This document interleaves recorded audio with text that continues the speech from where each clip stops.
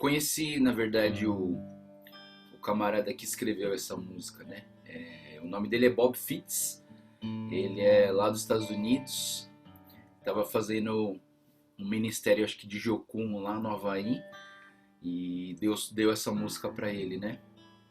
E ele deu essa música olhando para os profetas, né? Eu não sei se ele estava olhando realmente para Jeremias, mas é uma chamada de esperança, né? Que Deus, ele vem para aqueles que estão com medo, ele vem para aqueles que estão abatidos, ele vem para aqueles que estão cansados, né? E ele vem para salvar as nossas vidas. Tem uma parte lá embaixo que fala assim: ele é o teu escudo em meio às lutas, ele é o refúgio na tempestade, ele é a torre na tristeza, a fortaleza em meio à batalha, né? E que a gente possa olhar para esse Deus como essa força que vem para nos ajudar na hora da dificuldade, né? Vamos lá? Diga para os temerosos, não há nada a temer. Poderoso é o teu Senhor quando clama teu nome. Ele então virá. Ele vem para te salvar. Ele vem para te salvar. Diga ao cansado, o teu Senhor virá. Ele vem para te salvar. Ele vem para te salvar. Ele vem para te salvar. Contempla o Senhor e te levantarás. Ele vem para te salvar.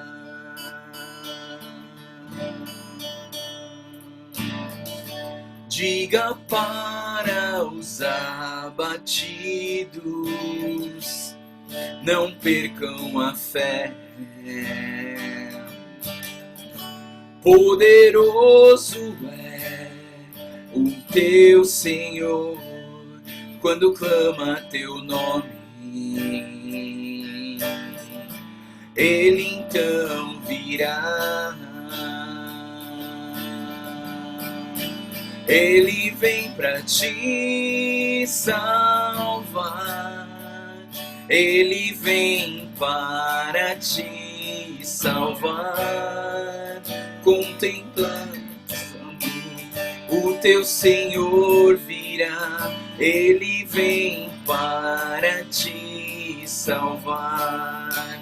Ele vem para te salvar. Ele vem para te salvar. Contempla o Senhor e te levantarás. Ele vem para te salvar. Ele é o teu refúgio em meio às lutas, um refúgio na tempestade, uma dor na tristeza, fortaleza em meio à batalha. Ele vem para te salvar. Ele vem para te salvar. Alcançado, o teu Senhor virá. Ele vem para te salvar. Ele vem para te salvar. Ele vem para te salvar. Contemplar o Senhor e te levantarás. Ele vem para te salvar. diga ao cansado, o teu Senhor virá, Ele vem para te salvar. Contempla ao Senhor e te levantarás, Ele vem para te salvar. Senhor Deus, nós queremos nos colocar diante de Ti, Senhor, diante de tantas situações difíceis que o mundo está passando, tantas situações difíceis que os nossos irmãos em Cristo estão passando, Pai, e nós queremos crer na Tua palavra, quando o Senhor diz: vinde a mim todos os que estão cansados e sobrecarregados, e eu vos aliviarei. Tomai sobre ti o meu jugo, porque o meu jugo é leve e o meu fardo é suave. Deus, nós queremos nos achegar diante da Tua presença. Tantos pedidos de oração, Pai. Abençoa, Deus, as pessoas que estão sofrendo, Pai. Oramos pela vida do nosso irmão Luca, Pai. Que o Senhor possa colocar sua mão sobre a vida dele, Senhor. Restaura a saúde dele, Pai, em nome de Jesus. Pedimos pela vida do tio Shin, que graças a Deus já está em casa, está se recuperando, Deus, mas que a tua mão esteja sobre ele nessa restauração da sua saúde. Pai, colocamos a vida do irmão, do amigo do Edilson, Senhor, que perdeu a sua mãe, Senhor, pedindo que o Senhor venha restaurar, Senhor, consolar a família enlutada, Senhor, que o Senhor esteja restaurando. Abençoa o Márcio, que vai estar de manhã agora fazendo a cirurgia, Pai, que o Senhor possa colocar sua mão sobre a vida dele, protegê-lo e dar paz no coração dele, que ele possa confiar em Ti, sabendo que o Senhor está no controle de todas as coisas, Senhor. Oh Deus, oramos pelo irmão da tia Elisa, Senhor, que o Senhor coloque a sua mão sobre a vida dele também, Senhor, que o Senhor restaure, que o Senhor renove, que o Senhor dê uma oportunidade dele Te conhecer mais e mais, Senhor. Oramos por aquelas pessoas que têm passado por momentos de depressão, que têm passado por momentos de ansiedade, que têm sofrido, Senhor, doenças emocionais. E nós queremos colocar diante de Ti, Senhor, sabendo que o Senhor é maior do que todas as coisas, que o Senhor é maior do que os nossos problemas, que o Senhor é maior que as nossas dificuldades, que o Senhor é a nossa esperança do amanhã, que o Senhor é aquele que vem para nos salvar, o Senhor é aquele que vem, Senhor, para restaurar a nossa vida, o Senhor é aquele que vem restaurar a nossa sorte, o Senhor vem restaurar o nosso futuro, o Senhor vem restaurar a nossa saúde, a nossa vida, o nosso coração, a nossa fé. Deus, nós queremos temer somente a Ti, nós queremos confiar somente em Ti, Senhor, porque nós sabemos que o Senhor vem para salvar, para restaurar, para renovar, para cuidar do Seu rebanho, Senhor, e nós somos o Teu rebanho, Pai. Nós somos o Teu rebanho, Senhor, e nos colocamos nas Tuas mãos, Senhor, porque sabemos em quem nós temos crido, em quem nós temos confiado, que é somente em Ti, Senhor. Abençoa a Tua palavra, fala conosco nessa manhã, Senhor, toca em nossas vidas, que sejamos guiados pela Tua palavra, moldados pela Tua palavra, alimentados pela Tua palavra, Senhor, que é como as Suas misericórdias, elas se renovam a cada manhã, Senhor. Toca em nossas vidas, Pai, guia-nos com a Tua palavra e com o Teu Espírito Santo, Pai. É o que nós Te pedimos e oramos em nome do Senhor Jesus. Amém.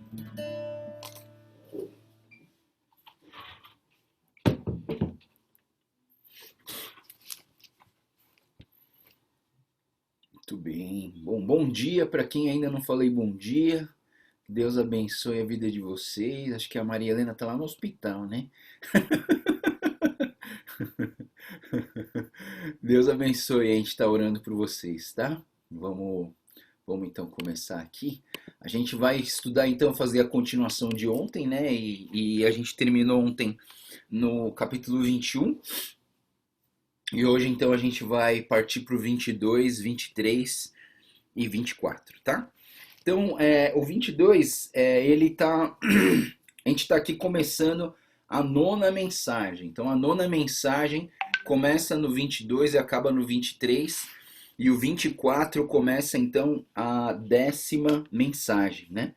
A décima mensagem é o capítulo 24, tá? Então, o capítulo 22 tem como tema aqui o juízo dos reis maus, ou a profecia contra a casa de Judá, né, contra a família real. Né? Então a família real foi uma família muito ruim, foram líderes muito ruins, eles vão ser chamados aqui de pastores infiéis, pastores ruins, né? E assim é importante a gente entender essa questão que assim esses três capítulos aqui eles vão falar muito contra a liderança mal posicionada, uma liderança corrupta, uma liderança egoísta, uma liderança que aos olhos de Deus foi uma liderança ruim, né?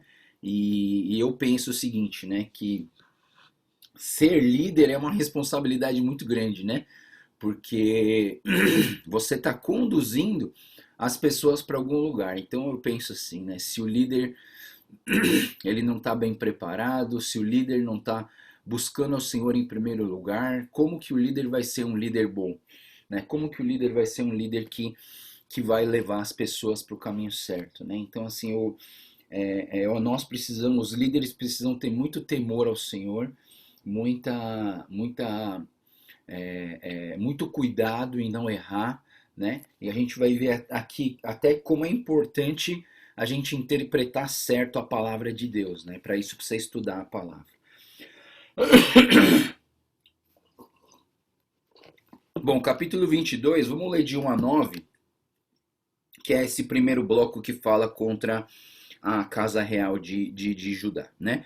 Assim diz o Senhor: desça ao palácio do rei de Judá e proclame ali essa mensagem. Ouve a palavra do Senhor, ó rei de Judá, tu que te sentas no trono de Davi, tu, teus conselheiros e teu povo que passa por essas portas. Assim diz o Senhor: administrem a justiça e o direito, livrem o explorado das mãos do opressor, não oprimam nem matem os estrangeiros e o órfão e a viúva, e nem derramem sangue inocente neste lugar.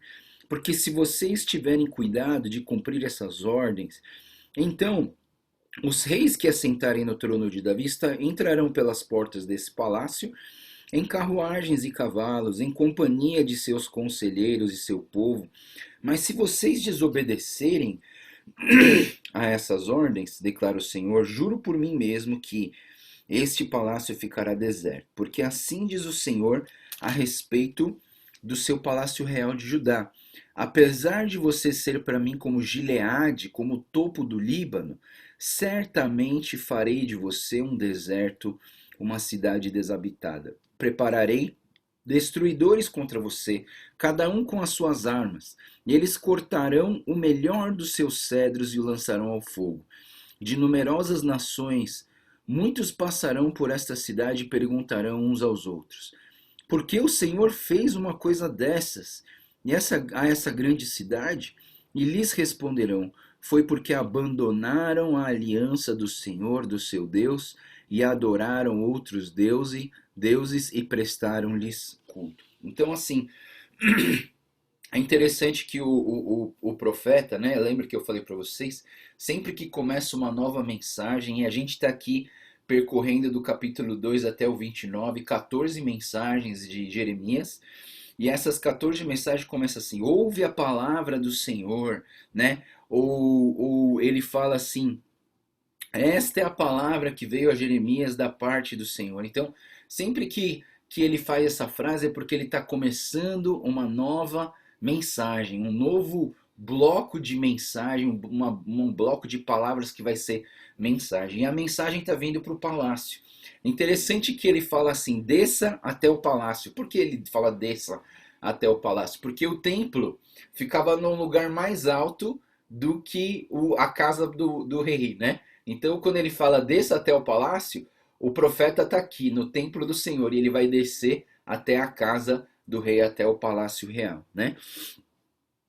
E ele fala, ouve a palavra do Senhor. E ele fala, mas se vocês me obedecerem, vocês serão honrados. Né? Todos os reis que obedecerem à palavra de Deus, eles vão entrar com cavalos, com carruagens. O que significa isso? Isso aí significa que vai entrar com honra, que Deus está aprovando, que Deus está concordando e gostando da atuação desse rei. Né? E a gente vê que quando um líder, quando não só um líder, mas um grupo de pessoas, uma liderança, ela está agindo corretamente, mesmo em meio aos tempos difíceis, a gente vê que as atividades dessa liderança são atividades que prosperam, são atividades que honram, são atividades que fazem a palavra do Senhor ser proclamada, fazem o nome do Senhor ser honrado, né? Então é importante a gente ver a mão do Senhor honrando os líderes quando eles estão obedecendo ao Senhor. Mas também ele fala assim: se desobedecerem a palavra, o palácio de vocês ficará deserto, né? E você vai ver assim e as pessoas vão olhar e falar assim: meu Deus, o que aconteceu com esse lugar, né? O que aconteceu com esse lugar? Lá quando eu fui para os Estados Unidos, eu fui numa igreja enorme, era uma igreja de 6 mil membros, 6 mil membros. E a liderança ali brigou, eles brigaram tão feio que até a polícia entrou dentro da igreja para apartar a briga. Foi uma coisa tão feia, assim, uma briga tão egoísta. E eu tinha um amigo dessa igreja, né, que ele ficou lá. E eu fui visitar ele na igreja dele. É incrível, pessoal, uma igreja que cabia 6 mil pessoas, tinha menos de 100 pessoas assistindo o culto. Imagina o deserto, né? Você olha aquela multidão de cadeiras e você não vê ninguém lá dentro da igreja, né? Uma igreja imensa, um estacionamento imenso. E não usavam nem 10% do que cabia naquela igreja, né? Então, por conta de uma liderança que foi arrogante, que foi egoísta, que foi corrupta, né? Que gerou um lugar deserto desse, né? E eu acho que isso faz parte das nossas vidas. Quando a gente desobedece ao Senhor, né? E eu estava ouvindo uma live ontem muito engraçada, né? Um pastor ele falou assim: puxa, quando a gente já conheceu o Senhor Jesus e a gente se desvia do caminho, nem o pecado é gostoso, né? Porque você peca, mas você tem aquela noção de que aquele pecado é errado, né? Aí você não consegue pecar gostoso. Ele falou, achei tão engraçada essa expressão, né? Por quê? Porque você já experimentou a graça de Deus.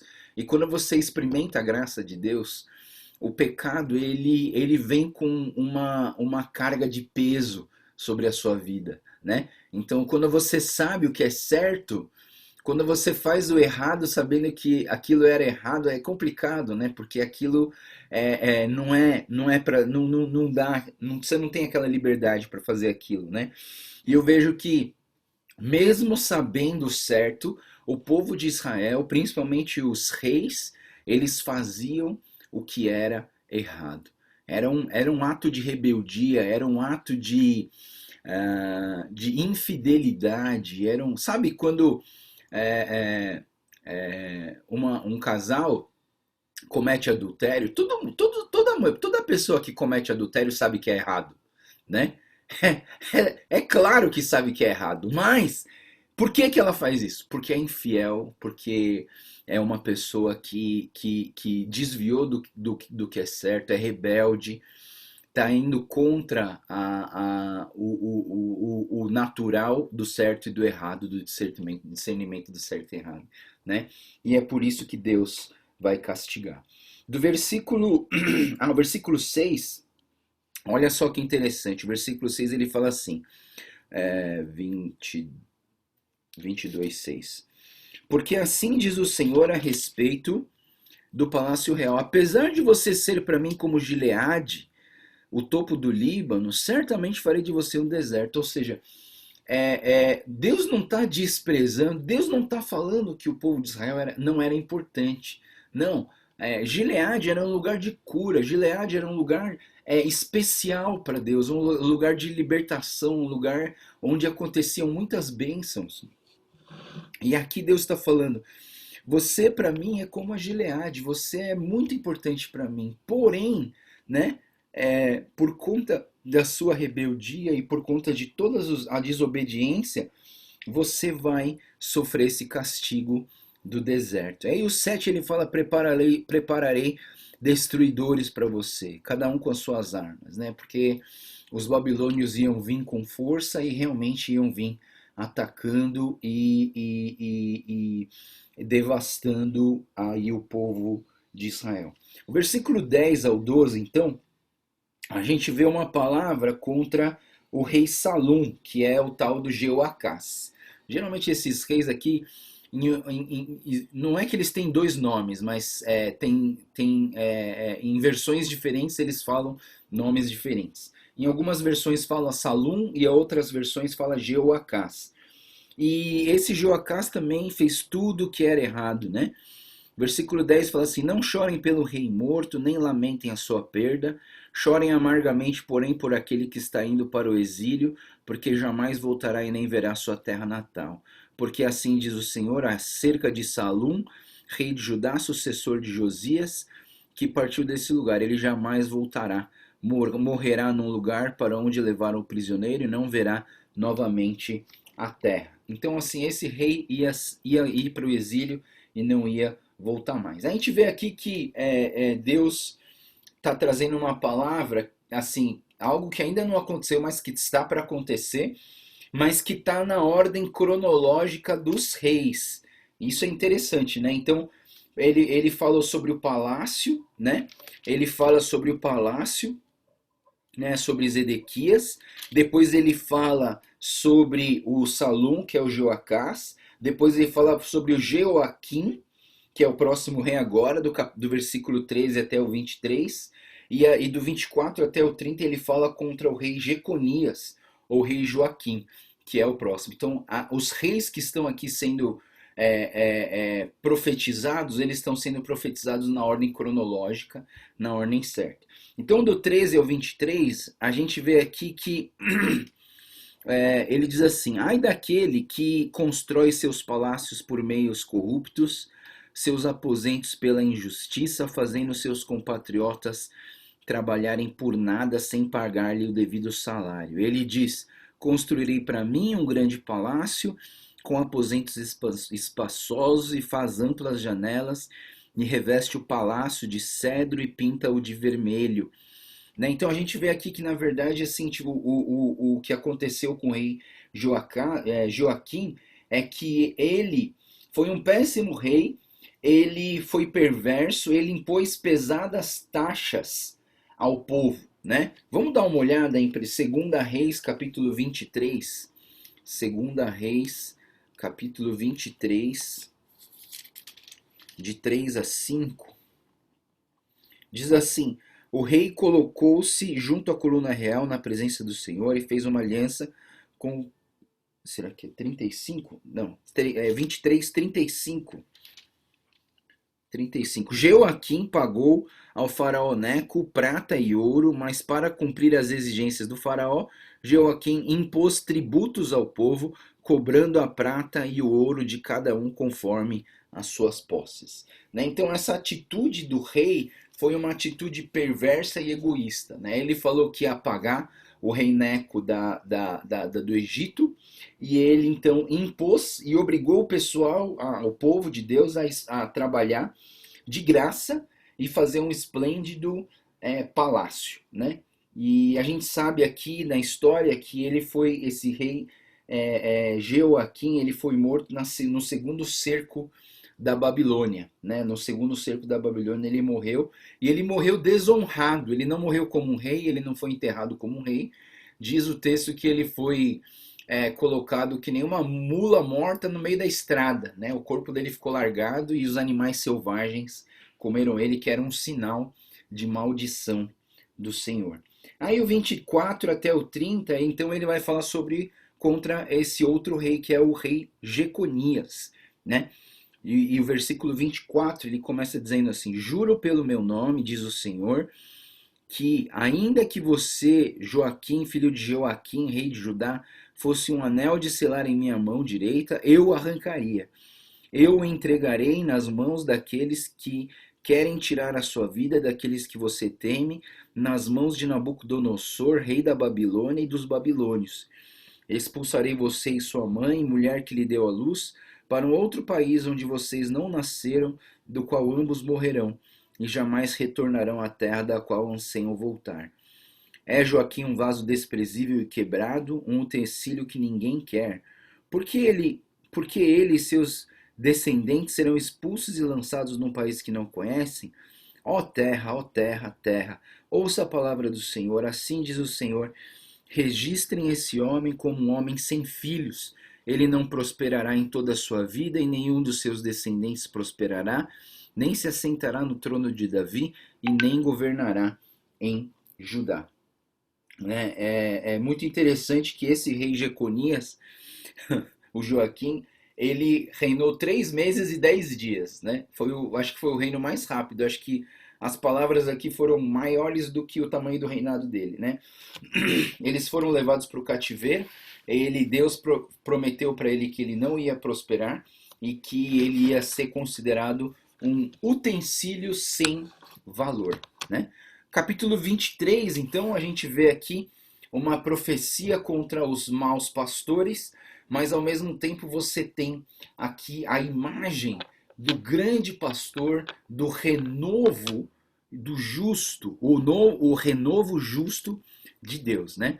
Então ele começa no versículo 1 e 2 falando sobre os falsos líderes, e ele compara os falsos líderes com os pastores. Mas do versículo 1 até o versículo 8, a gente vê aqui que existe uma promessa de um rei justo que salvará e que protegerá o teu povo, né? Então é importante a gente ler esse texto aqui. Vamos ler. 1 e 2 diz assim: Ai dos pastores que destroem e dispersam as ovelhas do meu pasto, diz o Senhor. Portanto, assim diz o Senhor, Deus de Israel: os pastores que tomam conta do meu povo, foram vocês que me dispersaram e expulsaram meu rebanho, e não cuidaram dele, mas eu vou castigar vocês pelos seus maus procedimentos, declara o Senhor, né? Então esses primeiros 2 versículos eles vão falar sobre os maus pastores. Quem são os maus pastores, né? Esses maus pastores são os reis, são aquelas pessoas que eram líderes e que eram autoridades sobre o povo de Israel, mas que fizeram tudo errado, né? E não só esses reis que a gente está falando, né? O Zedequias, o Jeconias, o Joaquim, o Jeoacás, mas todos os reis de Israel que fizeram com que o povo de Deus se dispersasse ao invés de fazer o povo se unir, né? Então, assim, a gente vê que Deus, ele abomina essa liderança que cria partidos, essa liderança que cria grupos que concordam somente com eles, né? Eu tenho um medo muito grande de ser um líder que só anda com pessoas que concordam comigo, né? Eu acho interessante a gente ter dentro da nossa igreja pessoas que não concordam com o líder, não tem problema, né? Por quê? Porque assim, a gente pensa às vezes assim, todo mundo tem que concordar, todo mundo tem que gostar do que o líder faz. Não necessariamente, não necessariamente, né? Eu lembro de uma postagem que o pastor Ziel Machado colocou, que os líderes, a igreja, na verdade, ela não deveria ser toda a favor politicamente da direita, nem politicamente da esquerda.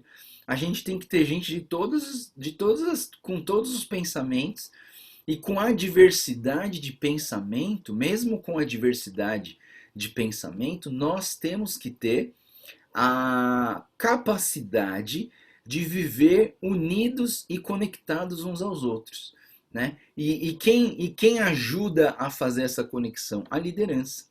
Então a liderança, ela precisa ser uma liderança que foca no relacionamento, que foca na coesão, na ligação entre os membros e não que cria partidos, né? Ah, eu quero ficar com esses, eu quero ficar com os ricos, ou eu quero ficar com os pobres, ou eu quero ficar com os japoneses, ou eu quero ficar com os brasileiros, ou eu quero ficar com os jovens, ou eu quero ficar com o pessoal de mais idade, ou eu quero ficar mais com as crianças. Você entende que um bom líder é um líder que não faz distinção entre grupos, mas assim, os grupos eles existem, não tem como a gente fazer o pessoal de idade andar com os jovens, assim, sair junto toda hora, porque tem ritmos diferentes, tem gostos diferentes, né? Mas eu creio assim que o líder ele precisa ter essa dinâmica. Por isso que é difícil ser líder, né? Você precisa ter essa dinâmica de estar junto com todas as classes diferentes de uma igreja, mas entendendo, trazendo todo mundo junto para viver, porque é tudo rebanho do mesmo pastor, não é verdade? Então, assim, de uma certa maneira, a gente precisa tentar pensar a diversidade, a unidade na diversidade, né? A unidade na diversidade. Apesar de serem diferentes, a gente tem que buscar uma união. Daí, o versículo 3 e 4, então, ele começa a dizer o seguinte: eu mesmo reunirei os remanescentes do meu rebanho de todas as terras, para onde os expulsei, e o trarei de volta às suas pastagens, a fim que cresçam e multipliquem. Estabelecerei sobre eles pastores que cuidarão deles, e eles não mais terão medo ou pavor nenhum deles faltará, declara o Senhor, né? Dias virão, declara o Senhor, em que levantarei para Davi um renovo justo, um rei que reinará com sabedoria e fará o que é justo e certo na terra. Em seus dias Judá será salva, Israel viverá em segurança. Este é o nome pelo qual será chamado: o Senhor é a nossa justiça, né? Então o Senhor é a nossa justiça. É o nome do Messias, é o nome de Jesus Cristo, aquele que vai vir, é o bom pastor, é o Salmo 23, o Senhor é o meu pastor e nada me faltará. Ele me guiará aos pastos verdejantes, às águas tranquilas, e mesmo que eu passe pelo vale da sombra da morte, ali eu estarei com vocês. Então nós vemos aqui que essa profecia é o renovo justo, é a profecia do Messias sobre as nossas vidas. E aqui a gente está vendo, né, uma coisa interessante, a gente está vendo um contraste de pastores, né? Os pastores maus e infiéis, com o pastor justo, o pastor que salva o teu povo, o pastor que protegerá o seu rebanho. E a gente está vendo aqui uma confrontação desses pastores. Abre comigo lá no Evangelho de João, capítulo 10, para a gente ver como é interessante essa explicação de Jesus em relação ao pastor e o seu rebanho. Ele diz assim no João 10:1: eu lhes asseguro que aquele que não entra pelo aprisco das ovelhas pela porta, mas sobe por outro lugar, é ladrão e assaltante. Aquele que entra pela porta é pastor das ovelhas. O porteiro lhes abre a porta, as ovelhas ouvem a sua voz. Ele chama suas ovelhas pelo nome e as leva para fora. E depois de conduzir para fora todas as suas ovelhas, vai diante delas e estas o seguem, porque conhecem a sua voz. Mas nunca seguirão o estranho. Na verdade, fugirão dele, porque não conhecem a voz de estranhos. Jesus usou essa comparação, mas eles não compreenderam o que lhes estava falando. Então Jesus afirmou de novo: digo-lhe a verdade, eu sou a porta das ovelhas. Todos os que vierem antes de mim eram ladrões e assaltantes, mas as ovelhas não ouviram. Eu sou a porta. Quem entra por mim será salvo. Entrará e sairá e encontrará pastagens. O ladrão vem apenas para matar, roubar e destruir. Eu vim para que tenham vida e a tenham plenamente. Eu sou o bom pastor dá a sua vida pelas ovelhas. O assalariado não é o pastor a quem as ovelhas pertencem. Assim, quando vê o lobo, vem, abandona as ovelhas e logo foge. Então o lobo ataca o rebanho e dispersa. Ele foge porque é assalariado e não se importa com as suas ovelhas. Eu sou o bom pastor, conheço as minhas ovelhas e elas me conhecem. Assim como o Pai me conhece, eu conheço o Pai e dou a minha vida pelas ovelhas. Tenho outras ovelhas que não estão nesse aprisco. É necessário que eu as conduza também. Elas ouvirão a minha voz, haverá um só rebanho, um só pastor. Então, assim, a gente vê aqui nesse texto, Jesus, de uma certa maneira, ele está trazendo essa ideia do Jeremias 23 para explicar a vinda do bom pastor, a vinda do pastor perfeito, que é o Messias, o nosso Senhor Jesus Cristo. Então ele está falando aqui, olha, quem não entra pela porta não é o pastor, né? É o ladrão. Então o ladrão ele vem por fora, o ladrão vem por caminhos que não são corretos, né? São aqueles reis que tomaram o reinado à força, que mataram o rei para poder se tornar rei, né? Eles entraram pelo caminho errado. E nesse texto de João 10, Jesus fala que é o porteiro, Jesus fala que é a porta e Jesus fala que é o pastor. E ele é os três, né? Jesus é os três, na verdade, né? Ele é a porta, ele é o porteiro e ele é o bom pastor. E esse bom pastor em contraste com quem? Com o ladrão. O ladrão vem fazer o quê? Roubar, matar e destruir. Né? E muitas vezes a gente faz essa alusão, a gente faz essa analogia comparado com o diabo, né? Mas muitas vezes quando a gente olha para a palavra de Deus, na verdade essa comparação é com aqueles pastores ruins, pastores maus, pastores egoístas, pastores que agem para sua vanglória, para sua fama, para o seu bem-estar, né? E aí esses pastores que fazem pelo seu bem-estar, para o seu orgulho, para o seu título, para eles ficarem famosos, esses pastores, eles são pastores ruins, né? Então nós temos que olhar para essa questão e temer ao Senhor, né? Porque o Senhor é a nossa justiça, ele faz esse contraste para nós. Vamos lá, versículo 9, então, mais uma vez, Jeremias, ele mostra um pouquinho da sua emoção, né? Ele fala assim, acerca dos profetas, meu coração está partido dentro de mim, todos os meus ossos tremem, sou como um bêbado, como um homem dominado pelo vinho, por causa do Senhor e das suas santas palavras. Então a justiça de Deus e o temor de Deus na vida de Jeremias fez com que ele se sentisse assim perdido de tanta fúria, de tanta ira que o Deus ia lançar sobre esse povo mau, essa liderança ruim que fez tudo que era errado. E aí do versículo 10, então, até o versículo 36, ele vai falar acerca dos profetas, né? Acerca dos falsos profetas. É uma palavra contra os falsos profetas, né? E aí eles falam que os falsos, a terra está cheia de adúlteros, por causa disso a terra chora, as pastagens do deserto estão secas, de modo que a vida é perverso e o seu poder ilegítimo. Tanto o profeta como o sacerdote são profanos, até no meu templo encontro as suas iniquidades. Mais uma vez lembrando, né, o que significa profanar o templo. Significa colocar ídolos de outros ídolos dentro do templo e adorar esses outros ídolos, né? Então, os profetas e os sacerdotes eram aqueles que viviam uma vida completamente dedicada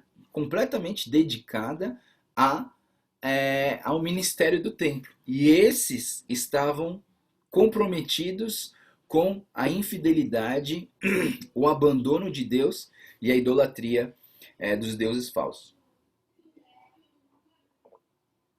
Versículo 12, ele diz assim, por isso o caminho deles será como lugares escorregadios nas trevas, para as quais serão banidos e nelas cairão. Né? Vamos pular aqui para o versículo 16, e ele vai dizer assim, assim diz o Senhor dos Exércitos, não ouçam o que os profetas estão profetizando para vocês. Eles os enchem de falsas esperanças e falam de visões inventadas por eles mesmos, que não vêm da boca do Senhor. E aí eu vou dizer uma coisa para vocês, pessoal. Quando a palavra de Deus diz assim, não ouçam o que os profetas estão profetizando para vocês, eu queria dar um alerta para vocês. E isso aqui para nós hoje é o YouTube, tá? Porque assim, a gente escuta tanta coisa no YouTube, tanta coisa no YouTube. É um negócio assim extraordinário. Você pode escutar o que você quiser no YouTube, mas eu quero dar um alerta para vocês. Toda vez que você vê no YouTube que é mensagem vindo de conteúdo adventista, toma cuidado, toma cuidado. Testemunho de Jeová, toma cuidado. Christ Church, parece bonito, né? A Igreja de Cristo, mas assim, também toma cuidado. São sites que você precisa tomar cuidado, porque a mensagem, ela pode até estar bonita, sabe? Até bem apresentada. Mas uma coisa que eu percebi é assim, muitos desses sites e desses grupos de mensagens que eles colocam no YouTube, sabe, no site, no Instagram, assim, eles não colocam a fonte. Eles não colocam que são adventistas, eles não colocam que são testemunhos de Jeová, eles só colocam Jesus, assim, Deus, palavra de Deus, a voz da verdade, né? A revelação da verdade, né? E assim, Renovo é um grupo que você tem que olhar direitinho, né? E aí, então, o que você faz assim, o que acontece?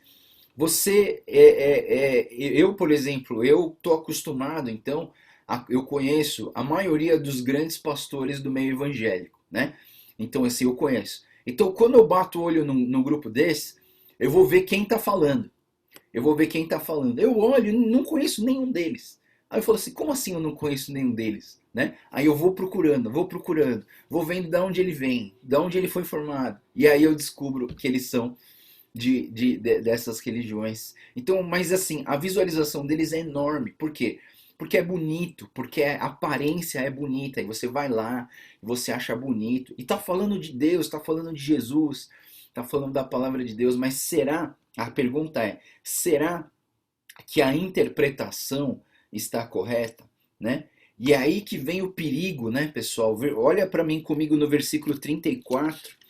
Versículo 34, ele diz assim, se um profeta ou um sacerdote ou alguém do povo afirmar, esta é a mensagem da qual o Senhor me encarregou, eu castigarei esse homem e a sua família. Né? Versículo 35, assim dirá cada um de vocês ao seu amigo ou parente, o que o Senhor respondeu, o que o Senhor falou, versículo 36, nunca mais mencionem a expressão, esta é a mensagem da qual o Senhor me encarregou, senão essa palavra se tornará uma carga para aquele que proferir, porque vocês distorcem as palavras do Deus vivo, do Senhor dos exércitos, do nosso Deus. Ou seja, existem falsos pastores, existem pastores que interpretam errado a palavra de Deus, e porque eles interpretam errado a palavra de Deus, eles distorcem e eles vão ser cobrados por essa palavra. Por isso que eu falo que é complicado ser líder, porque assim, você pode ter a melhor das intenções, e eu não digo que o pessoal dessas outras igrejas, dessas seitas, eles não têm boas intenções. Eu não acho que eles têm más intenções. Eu acho que eles têm boas intenções, mas eles estão errados.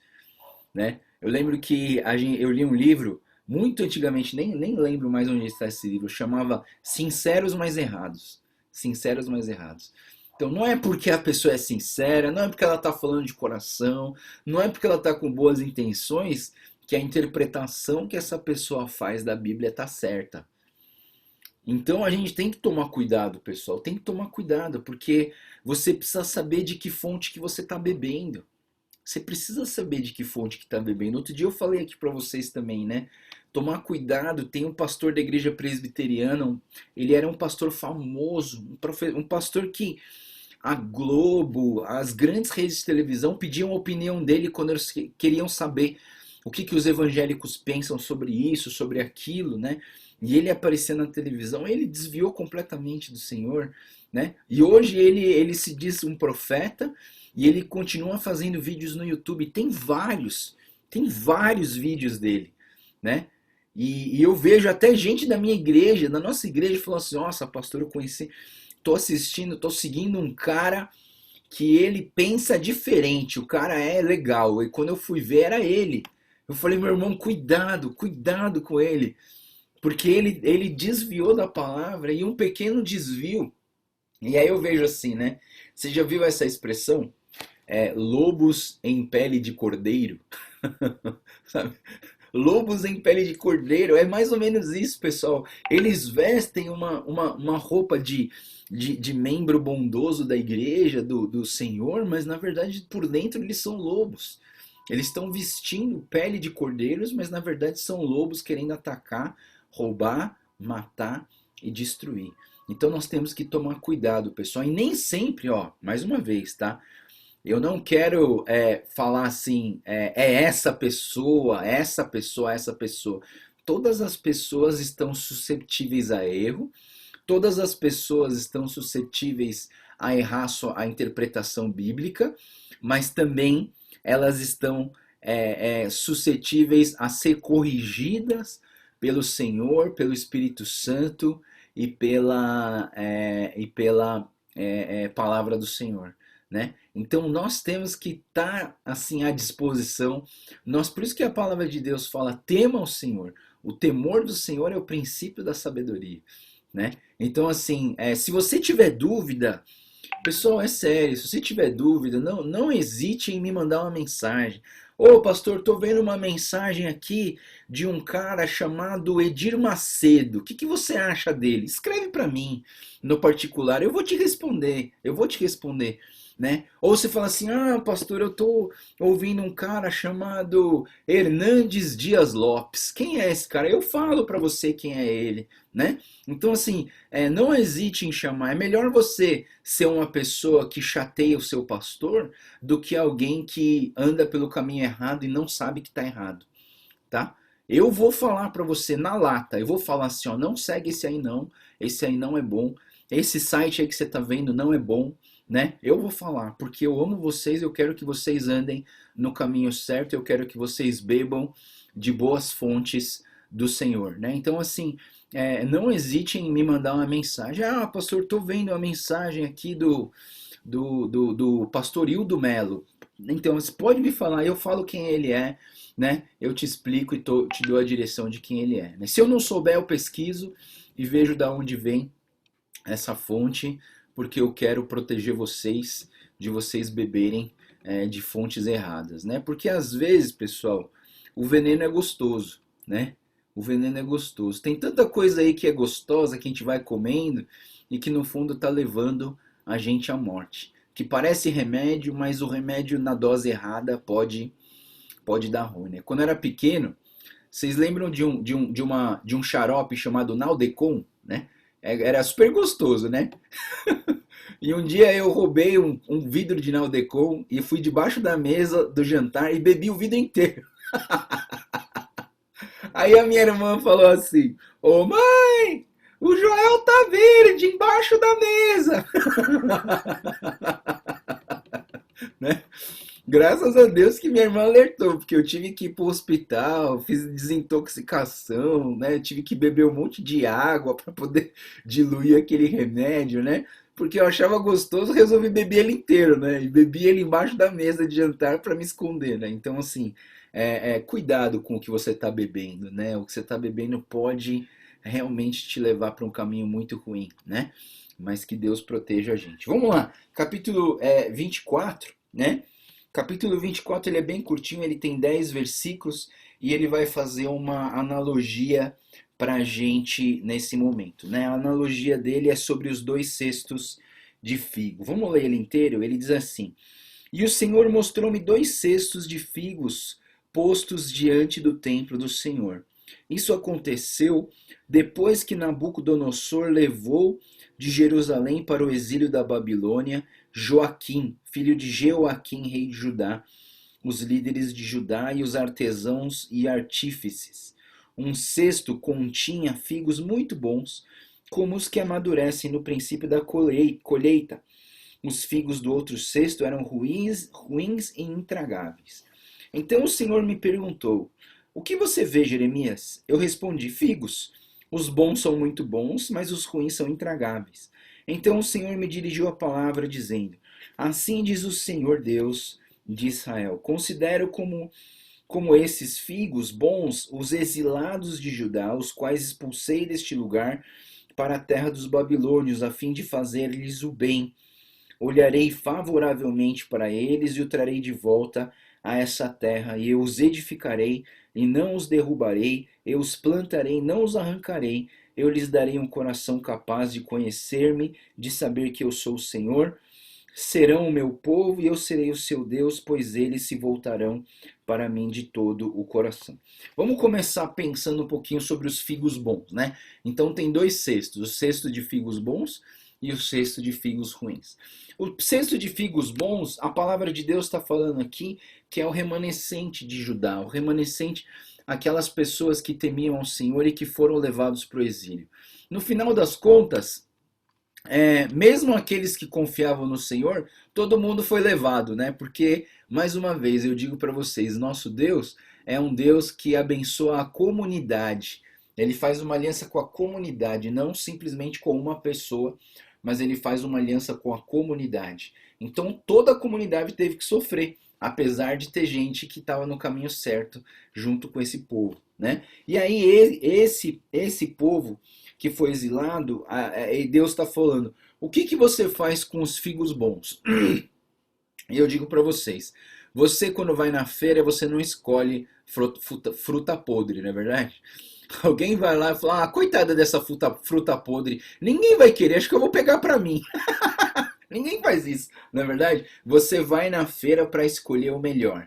E você escolhe os mais bonitos e leva para casa, cuida delas, deixa elas num lugar bonito, às vezes para todo mundo ver, e você faz a melhor comida com esse alimento, ou come com o maior prazer, por quê? Porque são as frutas boas. E aí Deus está falando: é isso que eu faço com os exilados de Israel, é isso que eu faço com aqueles que foram levados para o exílio, o remanescente do Senhor.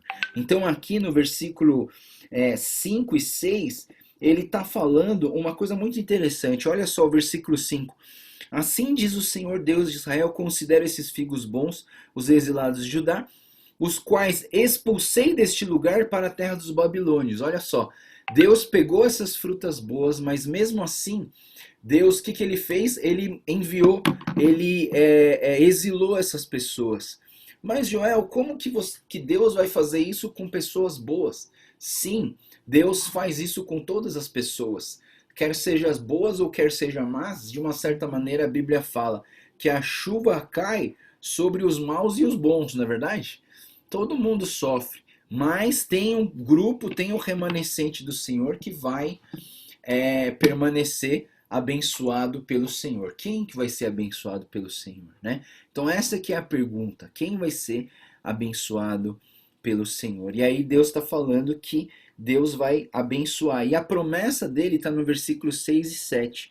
E ele diz assim: olha, eu olharei favoravelmente para eles e os trarei de volta a essa terra, e os edificarei e não os derrubarei, plantarei e não os arrancarei. Eu lhes darei um coração capaz de conhecer-me e de saber que eu sou o Senhor. Serão meu povo e eu serei o seu Deus, pois eles se voltarão para mim de todo o coração. Né? E esse é o remanescente que vai voltar do exílio. São as pessoas que vão ter um coração de conhecer ao Senhor. Né? Conhecer ao Senhor é algo extremamente importante nas nossas vidas. E é por isso que a gente tem gastado dentro dos nossos cultos dominicais, a gente tem trazido esse tema: Deus é, para a gente saber quem é Deus. Por quê? Porque se você tem um coração disposto a conhecer o Senhor, Ele quer mostrar para você quem esse Deus é. Né? E esse da manhã a gente vai falar sobre uma mensagem sobre o Deus onipresente, onisciente e onipotente. Né? E a gente precisa saber dessas características de Deus para que a gente possa seguir o nosso Deus eterno. E essa promessa de que nós seremos dele, vocês serão meu povo e eu serei o seu Deus, se vocês voltarem para mim de todo o coração. Ele não está falando assim com uma parte do coração, ele não está falando que um pedacinho do seu coração, mas ele está falando de todo o seu coração. Então a entrega que nós temos que ter ao Senhor é uma entrega total. Nós temos que entregar o nosso coração, a nossa vida diante do Senhor, e Deus vai nos guiar, Deus vai nos abençoar. Uma coisa muito interessante no versículo 5 é que ele fala assim, né? Eu os expulsarei deste lugar para a terra a fim de fazer-lhes bem. Você não achou estranha essa parte? Olha, eu vou te exilar, mas é para fazer o bem. Que bem é esse, né? O bem de virar escravo, o bem de sair da minha terra, o bem de estragarem o meu templo, o templo do Senhor. Que bem é esse, né? E mais uma vez, vamos abrir nossa Bíblia em Romanos capítulo 8, versículo 28 a 30, para a gente mais uma vez entender o bem, porque muitas vezes você lê Romanos 8, 28 da maneira errada, tá, pessoal? Você vê, muitos leem esse texto da maneira errada. Romanos 8, 28 a 30, ele diz assim: sabemos que Deus age em todas as coisas para o bem daqueles que o amam, dos que foram chamados de acordo com o seu propósito. Pois aqueles que de antemão conheceu, também os predestinou para serem conformes à imagem do seu Filho, a fim de que ele seja o primogênito dentre muitos irmãos. E aos que predestinou também chamou, chamou também justificou, justificou também os glorificou, né? Então, assim, o que é esse bem? Sabemos que Deus age em todas as coisas para o bem daqueles que o amam, né? E esse bem aqui não é bem o bem que nós achamos que é bem. Nossa, falei tanto bem agora que até... né? Porque assim, aos seus olhos, aos meus olhos, o que é o bem? Bem é estar protegido, estar comendo bem, estar vivendo bem, né? Não faltar dinheiro, não faltar saúde, ver a minha família bem, ver a minha família sem dificuldade, ver que não está faltando nada, né? Ver que eu não estou passando por dificuldade, ver que eu não tenho problema de relacionamento, né? Mas aí, se você entender isso como esse bem, você está assim numa situação complicada, porque todo mundo passa dificuldade, todo mundo fica doente, todo mundo passa por momentos de crise relacional, todo mundo passa por momentos de dificuldade, não é verdade? Mas mesmo assim, Deus fala assim: sabemos que Deus age em todas as coisas para o bem daqueles que amam e foram chamados de acordo com o seu propósito. E cada um de vocês que estão estudando a palavra de Deus, vocês são chamados segundo o propósito de Deus. Mas que bem é esse? E aí eu digo para vocês que o bem não é o bem momentâneo, não é o bem de agora, do presente, mas é um bem geral. É um bem que você vai olhar, né, para trás, por exemplo, e perguntar para você mesmo: puxa, por que minha mãe me deu tanta bronca? Né? Ela te deu bronca para o teu bem, para você ser o que você é hoje. Ah, por que eu tive que trabalhar tanto? Você teve que trabalhar tanto para o teu bem, porque aí você está desfrutando um pouquinho daquilo que você trabalhou hoje, da sua aposentadoria, do seu salário, do que você construiu até hoje. Você entende que o bem aqui, na verdade, não é um bem momentâneo, não é um bem carnal, não é um bem egoísta, mas é o bem do processo inteiro do que Deus quer para o seu povo. Eu diria até que o bem aqui em Romanos capítulo 8 é o quê? É você se tornar a imagem e a semelhança de Deus. É você se tornar uma cópia de Jesus. Tudo coopera para que nós nos tornemos mais parecidos com Deus. Eu acho que a interpretação seria mais ou menos assim, ó. Sabemos que Deus age em todas as coisas para que nós nos tornemos mais parecidos com Jesus aqui na terra. E quem vão ser esses?